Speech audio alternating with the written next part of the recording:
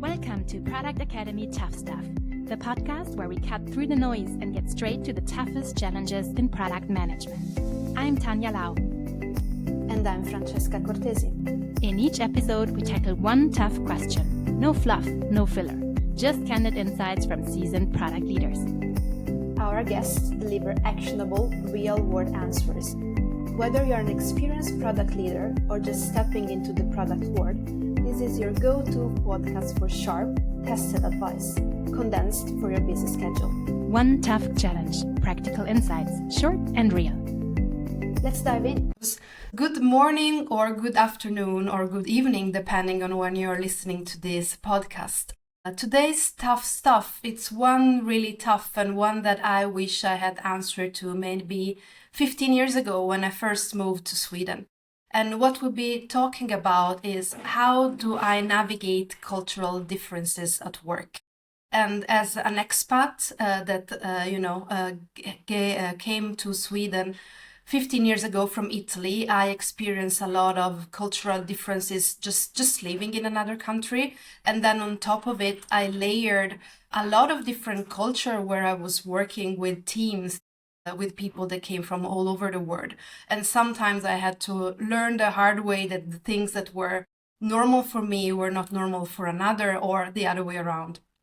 So today we have with us Alena Ipanova, who is an intercultural leadership trainer. Welcome to the show, Alena. Thank you. Thank you so much, Francesca. Super happy to be here today and look forward to our conversation.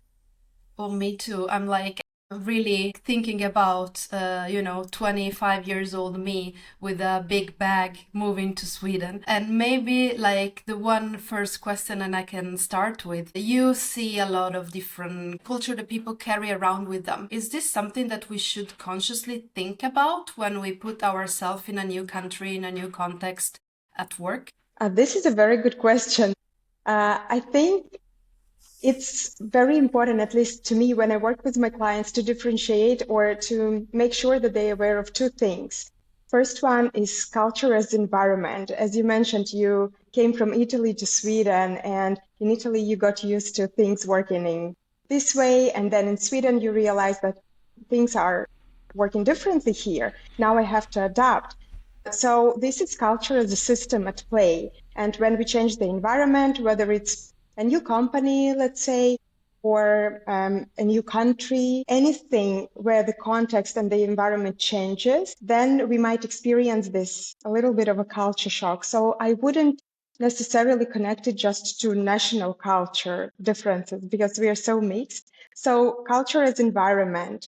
And there we kind of learn the rules. This is what is accepted and this is what is not accepted. So we adapt. And if the gap is too big, we might feel this tension that it's just things are really hard. And then there's also personal culture, like all the experiences. I'm curious, how do I identify yourself? Do you see yourself as an average Italian? Oh my God, that's like a $1 million question. Probably now, if you ask me, I don't know. I always say that I'm more from an heritage perspective, let's put it like that. I'm a bit in between. There are certain things that from my Italian upbringing that now I cannot stand anymore. So for example, when I go back home and nobody stays in a line, I cannot, or I'm in a line in the supermarket and the person besides me keep on rushing. I'm like, where should I go? That doesn't happen in Sweden and I cannot take it. But on the other side in Sweden, I get a little bit triggered where people do not take decisions, right? Which is maybe another piece of the culture. So I would say that maybe changing the environment helped me to see things that I did not reflect upon before. And now I see them more from two perspectives, and maybe I choose to place myself in the middle. So no, I wouldn't say I'm typical one or the other. Maybe I'm the mix of both. Yeah, this is a beautiful answer. And actually, it leads me to the point that we talked about culture as a system and environment, and then personal culture. And this is you with all your experiences. National culture is only one of them. and you have your hobbies, you have different cultures that you experience, sort of like an invisible backpack with all of the things that are typically not visible to others. And I think this makes it all very interesting and also more complicated. Because in my field, or when I work with global companies, I can't just come and say, okay, let me teach you how to work with Indians or how to work with Chinese, because we don't know what kind of experience people have in their invisible backpack. So that's why it's not all the interactions that we have and all the cultural differences, they go beyond national culture. It's more how we connect as people. And how do you understand how my culture of origin might impact my behavior? And then based on that, what kind of questions you ask? Or do you run on assumptions? Or you actually try to understand what's the driving force behind certain behavior? So sounds a little bit complicated, but this is how it is. But I mean, I think it's like it's always as when we work with people, right? Because I mean, a culture is either in the environment. Now if we focus a little bit more at work, it's the culture of the company, but also it's the culture of the people in the company. But I think, I mean, you sparked a little bit of an idea in my head, because what I heard you saying is that obviously you shouldn't start from stereotypes. You know, you ask me, oh, are you a typical Italian? And maybe I would say no, but even I like it or not, there are certain trait of my culture that I cannot not have inherited just because I was like growing up in that specific country. So I think it would be interesting to hear like how should we, because I mean the final goal of thinking about these differences is to have better communication, have better relationship, better working together, right? Which is like, then we have to understand what are the rules, both of our company, but also our colleagues, where we shouldn't start with stereotypes, but maybe add a layer of like culture, of upbringing, plus adding their backpack of emotion and experiences. But this, as you said, it can be kind of overwhelming. Do you have any tip on how we can start unpacking those kind of things without asking directly? Because maybe people are not even aware of it. This is a brilliant question. And the answer to this, I would always say, start with yourself. Even though it might sound as a cliche, but this is the thing. If you want to improve our relationships with others, we need to understand what are our preferences, what are our defaults, what's our relationship with ourselves, first of all. For instance, if I don't know how my feedback strategy shifts depending on what kind of relationships I have with people, how can I consciously navigate that to create better outcome? Most of the time, I would say we run on our defaults, and sometimes those defaults serve us well, but sometimes they don't. And the first step here is to actually understand, okay, maybe I'm too direct in my communication. In which context it helps me and in which context it doesn't. Where do I need to stretch? And the best way to do that, maybe this is the tough question, not how to work across the differences, but whether you know how you come across to others. This is also a tough question. And I recently had several trainings and I asked people, when was the last time you asked others for feedback when it was not scheduled? And it's just couple of people raise their hands, and this should be a habit. So the first step, really know your defaults and ask others how you come across, your communication, your feedback style, how they see you making decisions and things like that. So it's going to be very helpful as the first step. That's a really good one, because if we take the example of like giving feedback, which everyone can relate to. I mean, either you're like in a position that you manage people, and maybe, as you said, it's part of your work duties. I mean, I plus 300 on what you said. I mean, you should be giving feedback no matter if you have them scheduled. But if you are a leader, then you also have it in your duties, right? But I think it's everyone has come across this situation where you want to give feedback or you need to receive feedback. And you always go, or at least I always start from how I want to receive feedback. right? So I always say, I'm Italian, I'm direct, and I'm gonna give you this. And sometimes that helps because I frame my way of communicating. But it also has happened to me that when I gave a feedback in a context that to me was like, is not something I want you to act upon. It was more, oh, this is how I see things. It was perceived as, okay, now I have to act on this. And my idea is because this person was coming from another culture, then when a person with a certain title was saying something, then you would have to act.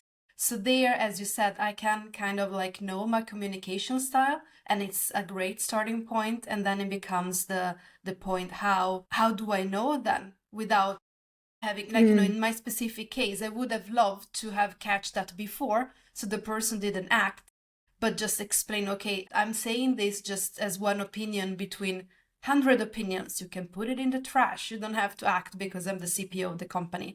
But I had the glitch there, and I realized it only later. So that, I think it's interesting, you know yourself, but how do you bridge and how do you encourage others to tell you how they want to get feedback, for example? Oh, thank you so much for sharing this story. And I also feel that it's a good example of cultural intelligence in action, because we will have misunderstandings and we will have conflicts. Even if we know a lot about different cultures, even if we have experience working with different people, we will still have such situations. The difference is how we navigate. Do we react on autopilot, or are we able to make a pause and choose how we want to respond?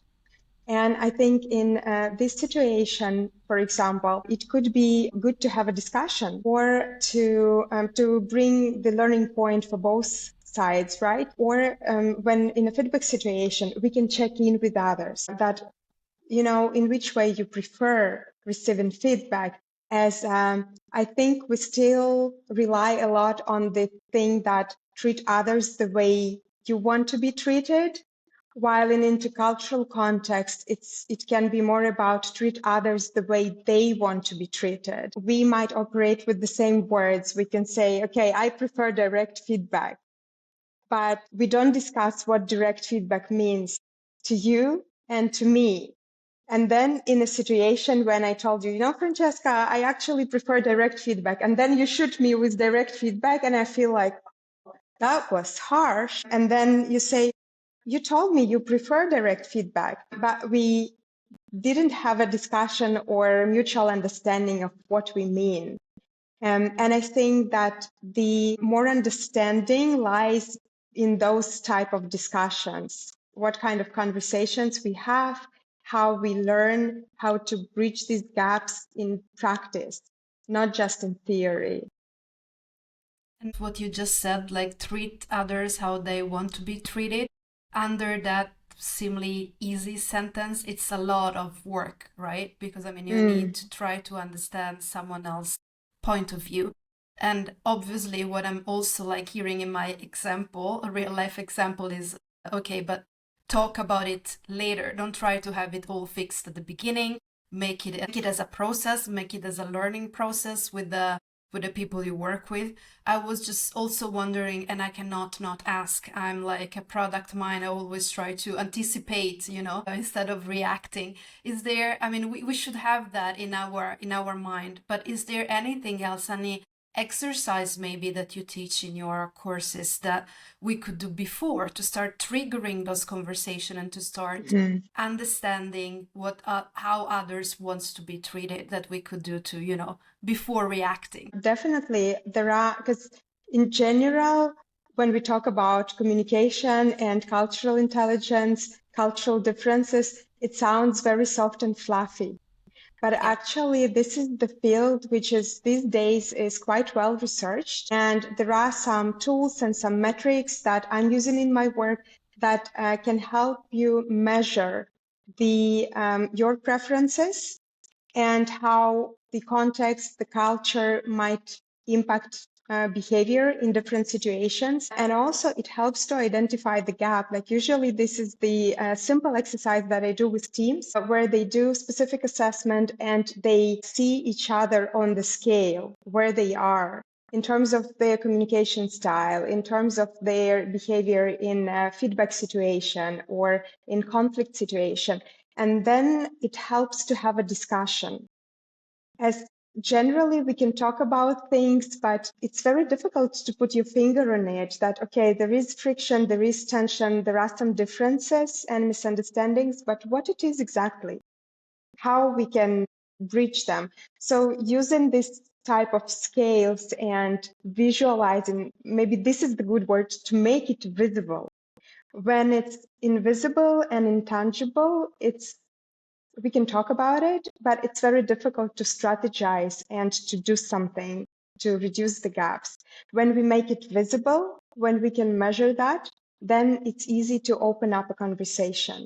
And then it brings people to a different level of awareness, and they realize that I'm here on the scale and it means this and that, and the person I work with is on the other side of the scale. Okay, it explains why we have this friction. Now let's talk about what do we do? What do I do from my side? What do you do from your side to make it work? And I believe this sounds, I mean, it's not something that we do normally. So I want to say it sounds easy, but it's definitely something that I think it's easier to implement for a team, especially if the team is already used to have retrospective or think about and examining the work. It's also about how you do it with your colleagues. One thing that I was also thinking about, and that you said at the beginning, is that you have your colleagues, but you also have your environment. So there is definitely, if you think about work, there is the environment where you are, where also there is the culture.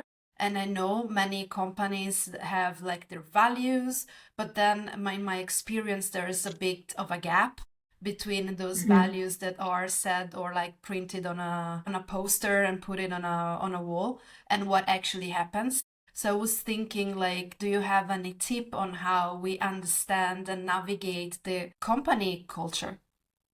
This is one of the questions that I actually recently discussed with several of my clients. They started working with organizational culture and then they moved to more interpersonal part.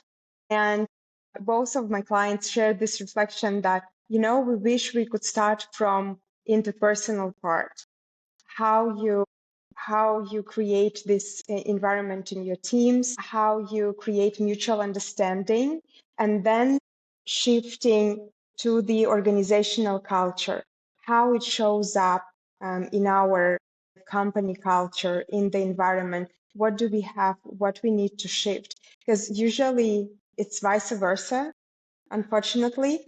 And then the work is done more, these are the values that we have. For example, we value speed and care for customers, this and that. And then we try to kind of bring all the small things in teams to match those values. Yeah. So I would reverse the process and ideally would encourage employees to contribute to that so that they can really live the values. Otherwise, it's quite a common challenge that there is a gap between personal values and organizational values, how it shows up in practice. But there should be some small steps and contribution. So it's shifting, it's changing, and we can build on it together. This type of mindset, which is very difficult, honestly, very challenging to have it in practice. And as you said, I think it's really common that we start from the company value. I mean, they're also like from the very first touch point you have with a company in interviews, they are there. And then it's like, that's like kind of like the company culture, which you think there as well, I think the cultural gap, maybe you think you're stepping into something and then what you realize is something else in the reality of things. And that is because, as you were saying, companies are not great at living their culture, living their value. And maybe the step that you in your experience can recommend is not try to change the company value, but try to have discussion and an understanding from a team and individual perspective, because there it's easier. I mean, it's easier to change people than to change a it's you never change a company. Yeah. And you know, Francesca, while we are having this conversation, I actually thought about this perception that we often have about culture fit, that when I come to a company and imagine you're an expat coming to a new cultural environment and then starting a job in a new company, so you have multiple layers of different cultures, very often conflicting and trying to kind of find, okay, where do I belong? Where can I fit? So we have this concept very strong as culture fit, like I need to fit to this. And I would suggest redefine this concept to culture ed, like even if the company has specific values, then the conversation can evolve around, okay, how can you contribute to this? How exactly, or what with? Because it can be very broad. In one of the companies I worked with, the value was show love. And this is quite a broad definition. And then how am I supposed to fit in that? What does it mean? Do I bring cake every week for my colleagues, or how do I do that? And I think it's a good discussion point as well to see how everyone can contribute with their experience, with what they have in their invisible backpack, to support this value, so to make it a living value. So just a thought that crossed my mind. Like, I think that like connects back really beautiful to what you said at the beginning, because if I think you take this really tough question, and I can definitely relate to this as like an expat, but also a person that has like multiple touch point with a lot of different people and a lot of different nationalities, and maybe a lot of different flavor of how people understand the company values as well. As you were saying, specific example, show love. What is love to me? It's probably different from what is love to you. And how do you know what is love to me? That then when I'm doing something, you feel that I'm living that value, right? But what I've been hearing, how to navigate this complexity, because let's be really clear, this is complex. Yeah. It's both on a personal and a cultural and a company level. It's like you should start with yourself and know, like, from your like point of view, like what you like and what are you the result, or what's in your backpack, to use your analogy. But then take the step out of it and try to surface as explicit as possible what the other person on the other side of the screen or on the other side of the table wants. Can it be feedback, or can it be relating to company values? To have, like, I think the tagline that you said, treat people how they want to be treated. So like, go, like, know yourself, but go out of the self to kind of like find the gap and talk about the gap. And while you do that, do not expect to have, you know, the first day at work, now we're going to talk about values, and like you have it all figured out. But having the time to get to know the people is like also helps this, like not have all, you know, only business, because you can get a little bit more of flavor when people talk about their kids, their family, how they spend their time. You can get a little bit of a sense of what they like a little bit more. So I it's really nuanced and it's really complex, but I take with me intentionality as like the red thread to navigate all of this. Did I miss anything, or like, is there anything you want to add for any people that is like struggling? There is one thing I would like to add actually about the generally avoidance and comfortability, because we naturally choose something that is familiar to us. And when it comes to cultural differences or difference in behaviors, thinking, we often link to something familiar. So I would encourage actually to explore unfamiliar. When you feel uncomfortable, when you feel this person is difficult to work with, or you generally feel like you don't know how to navigate, or you don't know how to respond, there is certain friction, then it's a good development point to explore and to also train this muscle of actually getting along with people who are different from you, instead of avoiding and trying just to kind of link to people who are more like you, being more curious and trying to explore what's out there, why this person thinks differently, or why do I find it difficult to work with this person? So it can give a perspective as well and train your muscle of getting along with people regardless all the differences. Oh, I love this. And I think this is like extremely difficult. Obviously, like you tend to take a step away when you experience someone being difficult to work with. And maybe asking yourself, it's like the easier part, even though we don't do it, but just like need to ask you, do you have any concrete tips? Because I mean, I know myself when I've been there and this person is really difficult, I'm trying to avoid all the touch points. How do I even lean in and try to get to understand the other person? Like, how should I start that conversation? Well, first, I think it's good to go with if it's a self-talk, and obviously we have some assumptions or we interpret behavior in a certain way. One question that I recommend asking yourself is what else might be true? So that we kind of step away from our assumptions and then, okay, there are difficult people. We can be one of those for someone. Yeah. And it's still two parties at play. So we can be open, we can try to have a conversation and to address the friction. And we can try to talk openly about it if there is a response. But then we will not know unless we try. So at least allow yourself, how you call it, like a doubt yourself in the assumptions that you make about behavior of another person, because it might be something totally different. What is the reason of that behavior might not be at all something that you imagine. So it's always good to have a conversation or to share what you notice and then see what's the response, trying to create safe space to have that difficult conversation. And then take it from there. But the more we do that, the better we become at noticing like subtle things. So it's just going there and being a newbie, instead of avoidance, actually entering the space and testing the waters.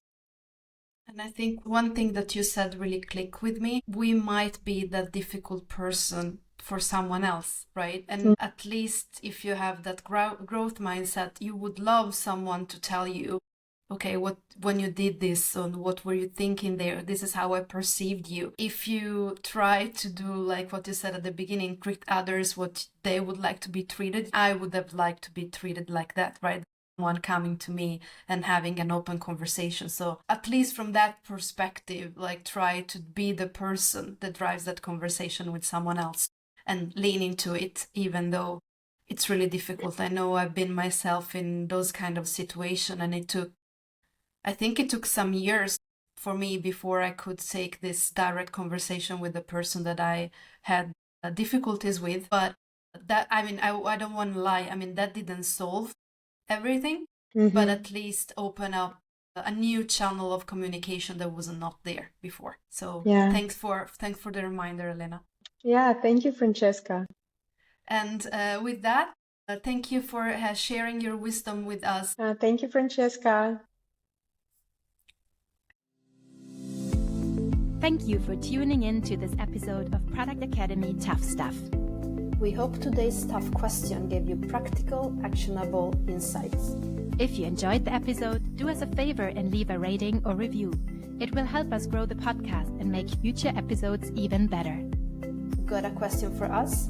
Send an email to toughstuff@productacademy.ch and ask away. We read any submission and might answer yours in a later episode. Thank you again for listening.